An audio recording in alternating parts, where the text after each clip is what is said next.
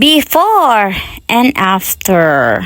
So, hi mga kababing! For today's video mga kababing, so i-makeover nato ni atong divider mga kababing kay perti na gyud niya kabati mga kababing. So, kay gianay naman jud ni siya mga kababing. Then, dugay-dugay na gyud pud ni siya sa amo ang mga kababing. Almost 7 years na. So, dili man ako kay let go. So, moto na malit na ko og wallpaper mga kababing para masugdan na nako ang akong gusto nga makeover. Ako naka-order sa Shopee mga kababing kay dinalian manggod ni ato ang buhaton mga kaababing no kay need na gyud nako i-plaster ang among mga gamit mga kaababing kay perti gyud kagubot sa balay. So kod ko ana mga kaababing because of the churorot. Charot lang mga kaababing. Para mapantay ang iyang sukod dito sa divider mga kaababing. So ato jud siyang sukdon mga kaababing no para walang labis, walang kulang char. Pero sa akong pagsukod dira mga kaababing, nadyo isa na mali na ko og cutting. Unsa ba jud abi magud na ko og mauna to yang size unya pagsukod na ko mga kaababing kay lahi dayto nakahinumdum ko nga mali jud siya mga kaababing, mali na desisyon pero gipadayon. So mauton ayaw lagi mo sigig pagkamali. Hinuon magkamali man jud ta mga kaababing no.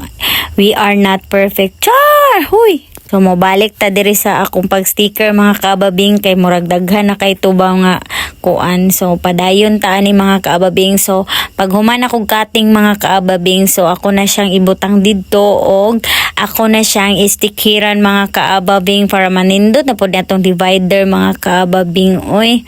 So gi-fast forward na nako na mga kaababing kay murag sinilaay naman jud mo dihara na side mga kaababing oy. Ayaw sad pod ninyo skip akong ads mga kaababing basig mo agi dira mga kaababing ba kay mora ba jud na makakwarta na ko mga kaababing ko skip na ninyo ay maglagot jud ko ninyo mga kaababing. Pero tabang na lang gid pud na sa amo ang mga kaababing no. So mana na iyang final look mga kaababing so wala day na butangan ang pikas aping mga kaababing kay na short manggug ko mga kaababing. Ay mga kaababing grabe tiiga nga. Bala na basta kayo na humana na to mga kaababing. So butangan na nato na siyang sininaon niya. So tanawan na lang ninyo ang final look. Charot.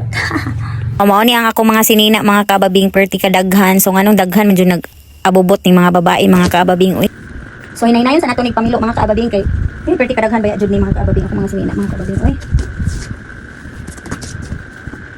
Napilaw naman ni siya pero ang pilaw na uban nga nagumot. So fast forward na naman tayo mga kaababing. So natapos ko na yung pagpilo-pilo ko dito mga kaababing. So kung nakaabot ka sa video ito, please naman paki-like, share, and comment naman sa aking video. Thank you for watching. Bye!